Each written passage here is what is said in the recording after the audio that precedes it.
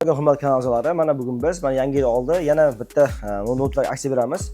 Hammasi bular hozir yangi deb bo'ladi, lekin bu notlarimiz hammasi игровой notlar boshlaymiz. Demak, boshdan birinchisi qimmatdan boshlaymiz. Farq yo'q. Bu Asus ROG 8. Asus ROG 8 Ryzen 9 7000 seriya. Hamma bilsa kerak buni. Bunda ekran gerisi 240 Hz ekran va 2K ekran bo'ladi. ROGda bas ROG 8 hammasi nisbatan yaxshiroq bo'ladi. Hamma model nisbatan Legion bilan ROG 8 игровой orasida ajralib turadi. Bunda aplikasi 16 GB DDR5 ya'ni RAM. SSD xotirasi 1 TB SSD bor, NVMe M.2 SSD bor, tagi RGB xotira, video karta RTX 4060 video karta. Endi ekran dyumi 17.1 dyum. Mana hamma bilsa kerak bu ROGda. Hozir moshni turibdi, hozir vashi zo'r. Toza, bitta chaqaga urilgan, qilgan joyi yo'q. Bu narxi $1000 deyapmiz, yarim kechda beramiz, chunki bu yangi hozir turibdi. Hali balkim ishlagan, balkim ishlamagan, Amerikamizga tekshirib ko'rishimiz kerak. Yangi chiqib qolsa, sizni omadingiz bor. Narxi $1000. Yarim kelishamiz. Endi boshlaymiz. Keyingisi Lenovo Look, men shunaqa ideal holatda, biz o'zi faqat ideal ko'rsataman. Bugun shunaqa qilgan shirgan ko'rsatmaymiz, kam bor bunday qarasa. Ideal holatda Lenovo Look Ryzen 5 7000 seriya, bu ham 7000 seriya, bu ham bas DDR5 bo'ladi. Opet xotirasi 16 opetgasi bor, DDR5 va 512 GB NVMe SSD bor. Eng muhimi video karta RTX 3060 video karta, 30 6 GB video karta, ekrani 140 Hz IPS ekran bo'ladi.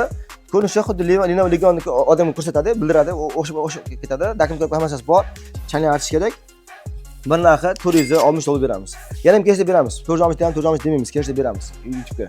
Victus Core i5 12-avlod, video kartasi RTX GTX 16 video karta. 16 GB aplikasi bor, 1 TB xotirasi bor, ekrani 140 Hz, Victus narxi $420. Ryzen 7 6000 seriya Victus bor. Bunda ham aplikasi 16 aplikasi bor va SSD 512 SSD bor, video karta RTX 3060 video karta, narxi $500. Bemalol $500 qoplaydi, zo'r narx. Chunki Ryzen 7 Core i7 12 bilan analog bo'ladi. Игровойlar kerak bo'lsa, mana narxlar buni uchun ko'rsatamiz. Bu Victus yangi versiyasi kelgan. Victus Ryzen 9 8000 seriya, eng so'nggi versiya. Ryzen 9 8945 HX protsessori bo'ladi. Mana eng so'nggisi. 16 aplikasi bor, DDR5, 512 SSD bor. Eng muhimi mana qarang, video kartasi 4068 GB video karta va ekrani Full HD IPS LED 300 nits bo'ladi. Yorug'ligi batareyasi 70, batareyasi 70 sel 70 volt bo'ladi.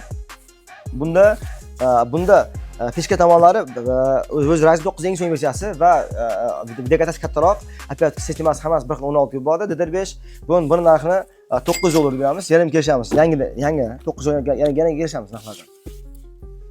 Xuddi shunday yana bitta yangisi bor. Bu SP Predator.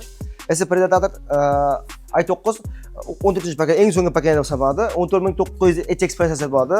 Bunda aplikasi 32 aplikasi bor, DDR5 va 512 GB SSD xotirasi bor.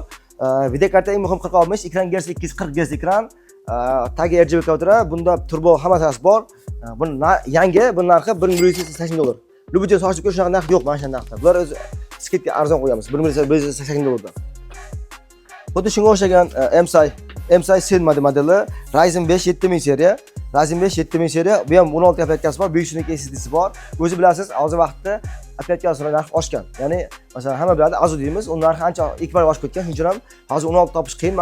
Hamma menda 16 ga 512 GB, video karta RTX 30 narxi $400. Ko'pchilik bizda do'kon keladi, ba'zida keladiki, aka deydi, notebook bormi deb kelgan vaqtda yo'q bo'lsa, tugan bo'ladi, chunki biz tez sotiladi-da. Tez sotilgani uchun bu yerdan qolmaydi, mana shuni berib tepadan. Bu yangi 7 kun ishlatilgan bor yo'g'i. Asus TUF Core i5 12500H protsessor va 12500H ancha yaxshi bo'ladi.